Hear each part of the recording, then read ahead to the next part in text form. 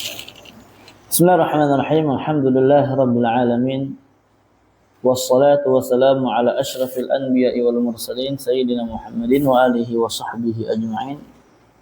Wa sallama tasliman katsira ila yaumiddin wa ba'd. Ikhwani fillah, a'azzakumullah jami'an. Nuwasil darsana wa qira'atana ala kitab Samratul Ilmi al-Amal. Buah manis daripada ilmu adalah amalan. Ya. Buah manis daripada ilmu adalah amal. Nah, sebagaimana yang kemarin sudah kita ulang-ulang terus, seorang belajar ilmu itu tujuan utamanya adalah mengamalkan ilmu yang dia pelajari. Bukan hanya berbangga-bangga dengan banyaknya ilmu yang dia miliki. Percuma seorang banyak ilmu kalau tidak punya amalan. Artinya tidak mengerjakan yang wajib, tidak meninggalkan yang haram. Adapun yang sunnah, nah ini adalah keutamaan masing-masing setiap orang. Telah Allah Azza wa Jalla bagikan, bagi setiap individu. Dan semua orang sanggup mengamalkan apa? Sunnah. Adapun wajib, maka ini perkara yang wajib dikerjakan. Kemudian perkara yang haram, perkara yang wajib ditinggalkan. Itulah yang masuk daripada mengamalkan ilmu. Dan tujuan atau maksudnya daripada ini juga sebagai antum sebagai calon duat, maknanya bukan berarti antum meremehkan pelajaran-pelajaran yang antum pelajari di sini. Kalau antum meremehkan pelajaran yang antum pelajari, antum malas belajar, tujuannya hanya amal, nggak usah pesantren mendingan. Karena tujuan di sini untuk apa? Belajar. Dan jangan antum bedakan antara belajar dengan mengamalkan ilmu. Itu satu kesatuan yang tidak bisa dipisahkan. Makanya kata para ulama, di antaranya Syu'bah bin Hajjaj, kalau enggak salah, al-ilmu wasilatun ila kulli fadilah. Ilmu itu adalah wasilah, perantara, sarana untuk menyampaikan diri seorang kepada fadilah, keutamaan, maksudnya amalan. Tanpa ilmu tidak bisa beramal seorang. Ya. Jadi harus antum pahami ilmu dengan baik, dengan banyak, dan antum amalkan. Bagi antum calon dai, jangan sampai antum punya ilmu yang banyak, tapi ilmu antum tidak mencerminkan perbuatan antum. Ya. Dai yang suka main game, dai yang suka nonton drama Korea, dai yang suka buang-buang waktu. Fahadihi musibah. Ini anak katakan adalah musibah yang sangat besar yang menimpa sebagian orang di zaman sekarang. Percaya atau tidak, sebagian orang mereka tertimpa daripada perkara ini. Tertimpa daripada perkara ini. Maka pentingnya kita untuk mensucikan jiwa kita supaya tidak tertimpa perkara demikian. Kita punya ilmu, kita belajar ilmu, silsilah ilmu, dan kita mengamalkannya juga. Manfaat ilmu tersebut untuk kita. Nah, makanya dikatakan oleh Abdullah bin Mubarak, "Aktsarukum ilman yanbaghi an yakuna aktsarukum khaufan." Ya, orang yang paling banyak ilmu di antara kalian, maka seyogianya adalah orang yang paling harusnya apa? Paling banyak takutnya kepada Allah Azza wa Jalla. Jadi harus semakin banyak ilmu, semakin takut kepada Allah Azza wa Jalla. Bukan malah semakin lalai. Dan antum berarti cara untuk supaya selalu takut kepada Allah. Naam, kita al-khasyah kepada Allah Azza wa Jalla, maka kita apa? Amalkan ilmu kita. Ya. Kita amalkan ilmu kita, barakallahu fikum. Jadi jangan sampai kita tidak amalkan. Dan ilmu nikmat bukan, ikhwan?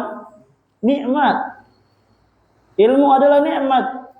Seorang diberikan nikmat sama Allah Azza wa Jalla dengan nikmat yang banyak, tapi dia tidak gunakan nikmat tersebut untuk melakukan ketaatan, ini adalah musibah. Istidraj ilmu yang dia dapatkan. Namanya istidraj dari Allah Azza wa Jalla. Nah.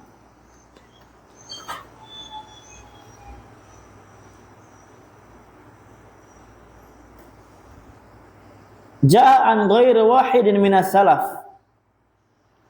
Telah datang dari bukan satu orang dari ulama salaf, bukan hanya satu dari ulama salaf. Annahu qala, bahwasanya dia berkata, laitani anju min ilmi yaqsidu min al-ilmi alladhi ta'allamahu kafafan lali wala alayya. Ya, lali wala alayya. Maksudnya apa? Terjemahnya, laitani anju, seandainya, sekiranya saya itu lolos min ilmi, dari ilmu yang saya miliki. Maksudnya apa? Ilmu yang saya telah pelajari. Kafafan, secukupnya. Maksudnya apa? Seandainya saya telah memiliki ilmu yang cukup bagi saya, dan itu ya membuat saya anju, najah, selamat. Lali wala alayya, tidak berlebihan dan tidak juga kurang. Wahada, maksudnya bagaimana ya ikhwan fillah? Wahada mahmulun ala syiddati wara'is salaf rahimahumullah jami'an. Makna daripada ucapan ini itu adalah dibawa kepada makna syiddati wara'is salaf. Sangat dahsyatnya wara'nya para ulama salaf rahimahumullah, wa syiddati khawfihim ma'a salahi ilmihim wa amalihim, dan juga dahsyatnya takutnya mereka kepada Allah Azza wa Jalla. Padahal kalau kita lihat apa? Mereka adalah orang yang paling bagus ilmunya, orang yang paling banyak, yang paling benar ilmunya, dan yang paling benar amalannya, yang paling baik amalannya. Tapi bersamaan itu mereka paling takut kepada Allah Azza wa Jalla. Allahu Akbar. Ya. Artinya wara apa ya kan? Wara.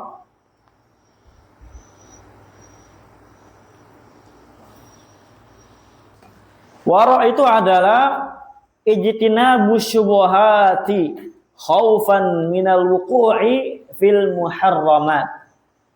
Menjauhkan diri dari perkara-perkara syubhat karena takut terjatuh kepada perkara yang diharamkan oleh Allah Azza wa Jalla.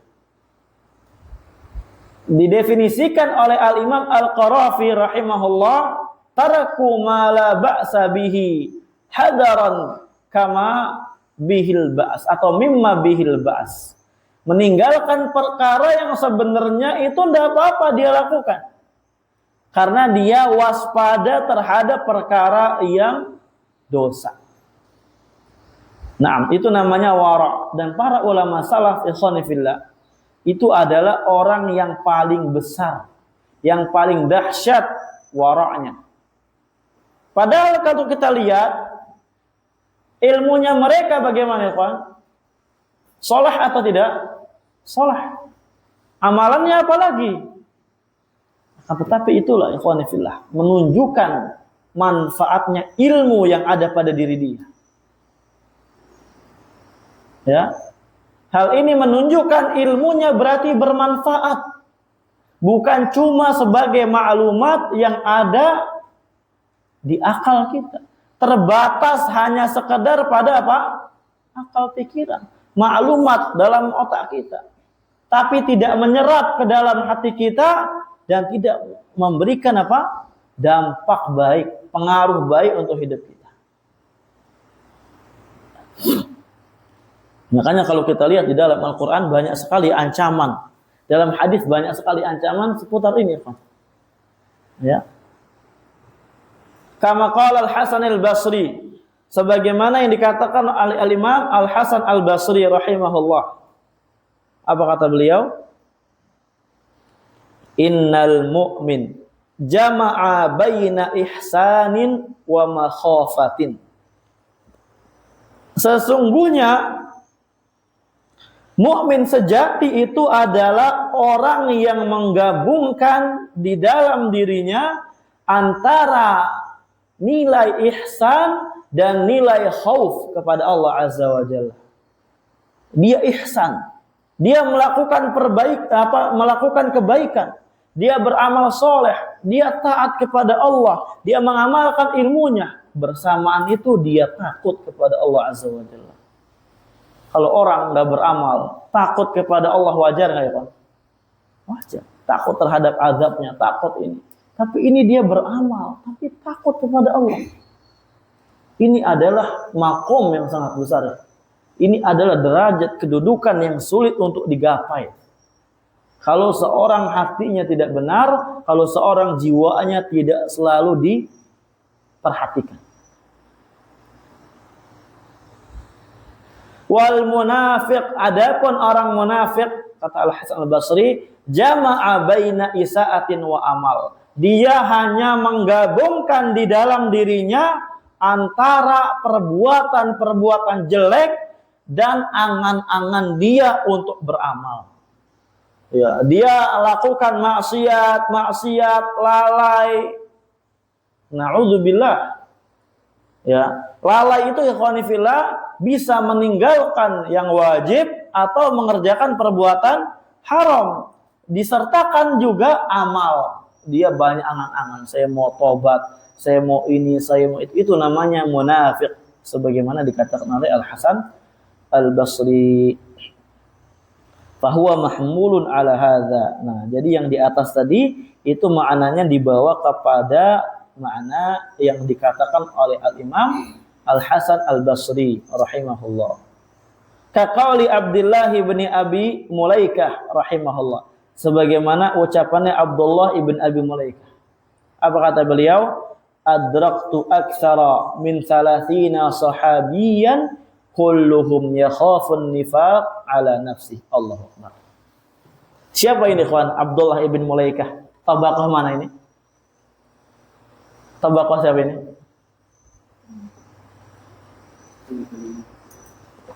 Antum sudah belajar masalah hadis sampai ba'ithul hadis. Saya mendapati 30 kurang lebih sahabat. Tabi'in. Ya. Beliau adalah tabaqah tabi'in sebagaimana Al-Hasan Al-Basri, wasat tabi'in. Nah, apa kata Abdullah ibn Abi Mulaika? Adraktu aktsara min 30 sahabiyan. Saya mendapatkan lebih dari 30 sahabat Nabi SAW. Kulluhum yakhafun nifaq ala nafsi. Semuanya mereka takut ada kadar munafik pada dirinya. Ini sahabat Nabi, ikhwan, yang telah mendapatkan jaminan ridhonya Allah Subhanahu wa taala. Yang Allah telah berkata tentang mereka, apa? As-sabiqunal awwalun minal muhajirin wal ansar walladzina tabauhum bi ihsanin radhiyallahu anhum wa radu an. Allah ridha kepada mereka, mereka ridha kepada Allah. Tapi masih takut ada nilai-nilai munafik pada dirinya. Allahu Akbar. Dan itulah harusnya kayak gitu, ikhwan. Semakin banyak ilmu, semakin banyak kajian, semakin banyak tafakkur, semakin takut terhadap hal-hal yang demikian jatuh kepada diri kita. Itu menunjukkan manfaatnya ilmu dia. Adapun orang yang belajar ilmu, belajar, tapi tidak takut kepada Allah, tidak takut terhadap hal-hal keburukan menimpa dia. Dia merasa aman dengan hidayahnya, seakan-akan dia tidak pernah akan mendapatkan kesesatan setelah ilmu yang dia miliki. Ujub, seakan-akan dia itu hidayah berada di tangannya. Seakan-akan dia tidak pernah dengar fatazalla qadamin ba'da thubutiha. Maka kaki itu terguncang, ya, tergelincir sebelumnya istiqomah, sebelumnya kokoh. Seakan-akan demikian. Adapun yang demikian, maka dia adalah orang yang menandakan ilmunya belum manfaat. Ilmunya hanya sebatas kebanggaan yang ada pada dirinya. Allah berfirman, afa aminu makrallah fala ya'manu makrallahi illal qaumul khasirun. Apakah mereka menyangka merasa aman dengan makarnya Allah? Tidaklah ada yang merasa aman dengan makarnya Allah, melainkan dia adalah orang-orang yang rugi. Berarti tidak usah belajar, Ustaz. Salah. Justru untuk mendapatkan makam demikian kita harus belajar. Paham? Berarti gimana? Ya belajar terus. Belajar. Di antaranya juga belajar tentang tazkiyatun nafs. Banyak-banyak kita fakur. Supaya kita tidak hanya sekedar orang yang memiliki ilmu, tapi apa? Dan manfaat ilmunya. Kama salil himari yahmilu asfara. Sebagaimana keledai yang dia apa? Membawa kitab-kitab yang besar, yang dia tidak tahu apa ini manfaat kitabnya untuk yang dia bawa. Paham?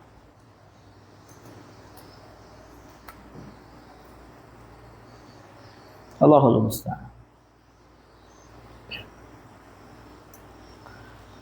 Fajama'allahu lahum baina maqamaini 'azimain. Maka Allah menyatukan, menggabungkan bagi mereka antara dua kedudukan yang sangat besar. Pertama, maqamul ihsan fil amal wal ijadah fit ta'ah.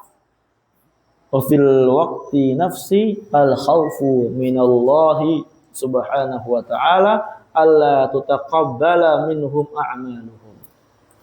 Maka di sini Allah Azza wa Jalla menggabungkan bagi mereka dua kedudukan yang sangat besar. Pertama adalah kedudukan ihsan. Ya, ihsan di dalam beramal dan semangat di dalam mengerjakan ketaatan. Kemudian di waktu itu juga Allah Azza wa Jalla berikan kepada dia rasa takut yang ada di dalam hatinya kepada Allah Azza wa Jalla. Rasa takut di dalam apa? Supaya rasa takut atas apa? Alla tutaqabbala minhum a'maluhum. Khawatir dia amalannya tidak diterima oleh Allah Azza wa Jalla. Ikhwani fillah, itulah hakikat orang beriman. Itulah hakikat orang yang betul-betul dia itu memiliki keimanan yang sangat besar. Dia beramal tapi dia juga takut untuk tidak diterima amalannya. Subhanallah, sebagian kita apa? Merasa banyak amal, merasa udah beramal dan merasa enjoy. Seakan-akan surga di hadapan kita. Ya. Seakan-akan apa? Surga udah dikaplingkan buat kita dengan ketaatan yang begitu modelnya. Mondasat anak rajin baca Quran. Anak rajin murojaah. Anak rajin sholat, Ustaz. Anak rajin, belum tentu ikhwan diterima. Ya, belum tentu diterima. Nah, Allah berfirman, ini Allah yang berkata, ikhwan, dalam surat Al-Mu'minun. Walladzina yu'tuna ma atau wa qulubuhum wajilah annahum ila rabbihim raji'un. Walladzina yu'tuna bima atau, mereka orang-orang yang memberikan, mensedekahkan apa yang telah Allah Azza wa Jalla datangkan kepada mereka, ya, berupa amalan, berupa sedekah, berupa perbuatan-perbuatan baik. Wa qulubuhum wajilah, hati mereka itu keadaannya wajilah, takut. Bayangin, mereka beramal tapi mereka juga takut. Di dalam hatinya terdapat rasa takut bahwasanya mereka adalah orang-orang yang akan kembali kepada Rabb mereka. Aisyah ketika mendengar ayat ini langsung bertanya ke Nabi SAW. An Aisyah radhiyallahu anha qalat sa'altu Rasulullah sallallahu alaihi wasallam an hadhil ayah. Saya bertanya kepada Nabi SAW tentang ayat ini. Faqultu, saya berkata, ahumul ladzina yashrabuna al-khamra wa yaznuna wa yasriqun. Apa kata Aisyah? Apakah mereka yang takut ini di dalam hatinya takut ya untuk tidak diterima dari mereka sedekahnya, tidak diterima dari mereka amalannya, mereka adalah orang-orang yang suka minum khamr? Kata Aisyah itu. Apakah mereka orang-orang yang beramal tapi berzina? Apakah mereka orang-orang yang taat tapi mereka juga masih maling? Artinya maksiat digabungkan antara taat dan maksiat. Faqala, apa kata Nabi SAW? La ya ibnata Siddiq, tidak wahai anaknya Abu Bakar, tidak. Walakinnahum, akan tetapi mereka alladzina yasumun, orang-orang yang rajin puasa. Wa yusallun, orang-orang yang rajin salat. Wa yatasaddaquna, orang-orang yang rajin bersedekah. Mereka hendak melakukan perbuatan-perbuatan yang demikian, yang dikatakan oleh Aisyah, ditanyakan oleh Aisyah. Terus mereka apa takutnya? Wa yakhafuna alla yutaqabbala minhum, dan mereka takut takut, khawatir amalannya tidak diterima oleh Allah Azza wa Jalla. Ulaika alladzina yusari'una fil khairat, mereka adalah orang-orang yang bergegas, berlomba-lomba, bersegera untuk melakukan kebaikan. Allah. Jadi maksudnya di dalam diri kita harus ada ikhwan nilai demikian. Dan seorang penuntut ilmu lah yang paling berhak untuk mendapatkan sifat demikian. Karena setiap hari bersama dia kita para ulama.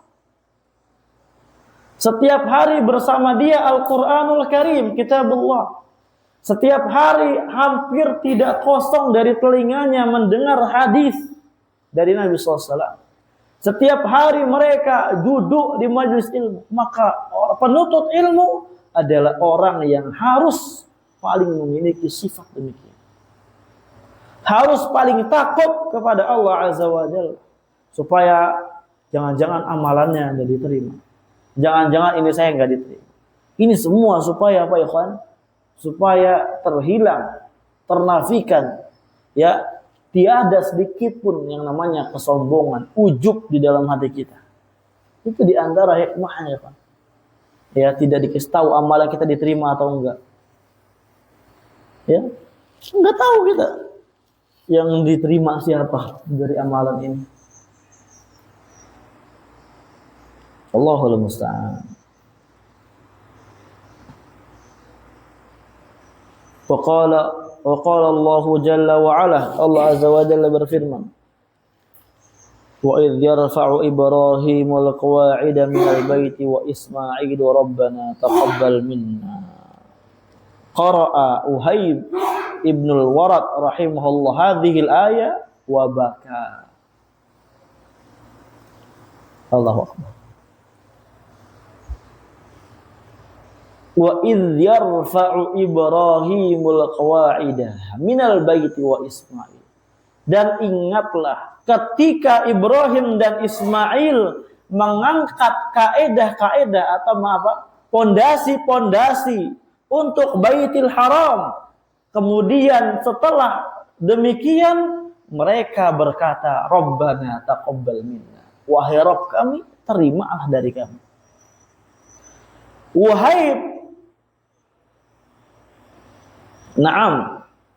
Ibnul Warad rahimahullah ketika membaca ayat ini beliau nangis. Beliau nangis ketika membaca ayat ini.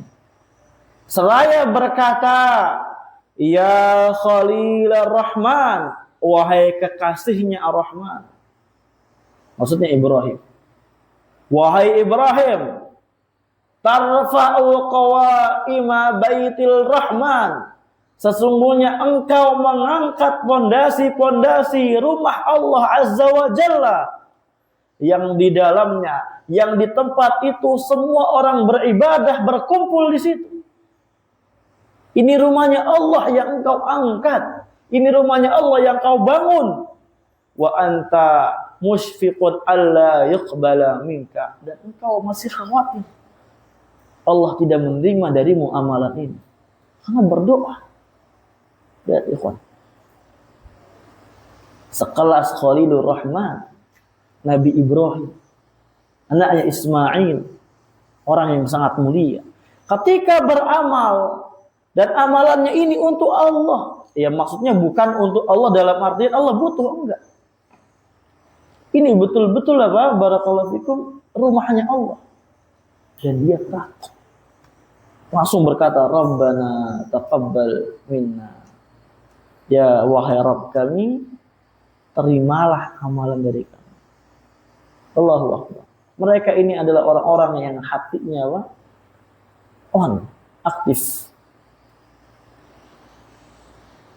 Kalau kita apa? Habis sholat ya udah. Dikir-dikir enggak, cabut. Ya? Udah pede gila kalau kita tuh bakal diterima amalan. Kita udah terlalu apa? Mati rasa, gila rasa.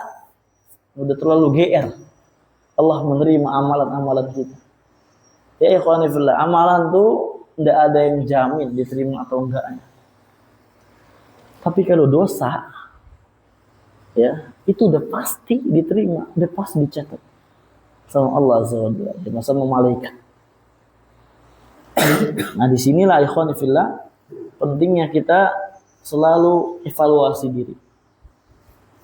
Paham? Kalau kita udah bisa evaluasi diri kayak gini, insya Allah belajar antum akan otomatis semangat. Kan yang membuat kita ada semangat belajar ini, di antara PR-nya apa? Hati kita bermasalah. Jiwa kita bermasalah. Dibagi oleh Al-Imam Ibnu Qayyim rahimahullah, jiwa itu terbagi menjadi 3. Di antaranya apa? Ada jiwa yang dia bermasalah, yang senantiasa memerintahkan kepada perbuatan buruk. Sebagaimana Allah katakan, inna nafsa la ammaratum bisu. Sesungguhnya jiwa itu apa? Selalu memerintahkan kepada keburukan. Ini di antara jiwa yang digambarkan oleh Allah Azza wa Jalla, disebutkan Ibnu Qayyim rahimahullah. Hal ini itu di antara yang membuat kita malas. Kalau antum mau serius belajar ilmu agama, jadi dai, calon dai, maka sembari kita belajar, sembari kita benarkan, kita tata, kita rapikan hati kita, rapikan jiwa kita, supaya ilmu ini manfaat, bukan cuma maklumat. Karena untuk paham ilmu itu mudah nggak ya kawan? Mudah banget insya Allah. Antum paham nahwu, paham mustalah hadis, ushul fikih mudah. Susah kan? Ya artinya ya kawan, kita usahakan itu masih amalan zahir. Kita tahu kita tidak paham. Kita tahu kita paham, kadarnya kita masih tahu. Tapi kalau perkara jiwa ini kita udah lihat bagaimana. Udah betul atau belum jiwa kita. Hati ini udah lihat kita bagaimana. Yang Allah lihat banyaknya ilmu kita atau hati dan amalan kita. Innallaha la yanzur ila suwarikum wa a'malikum. Allah wa apa? Innallaha la yanzur ila suwarikum. Sesungguhnya Allah Azza wa Jalla tidak melihat kepada tampak-tampak kalian. Ya. Walakinna yanzuru ila qulubikum wa a'malikum. Akan tetapi Allah Azza wa Jalla itu melihatnya kepada hati kita dan kepada amalan kita. Maka perhatikan. Dan yang menunjang ini semua ya kita belajar. Ya, kita belajar. Barakallah. Naam. Ini gambaran ya, di antara gambaran bahwasanya ilmu itu amalan. Ilmu itu adalah beramal. Allah Ta'ala bisa. Kita cukup sampai di sini. Insyaallah kita akan lanjutkan lagi pada pertemuan yang akan datang. Jazakumullahu khairan katsiran. Waffaqallahu al-jami' lima yuhibbu wa yarda walhamdulillahi rabbil alamin.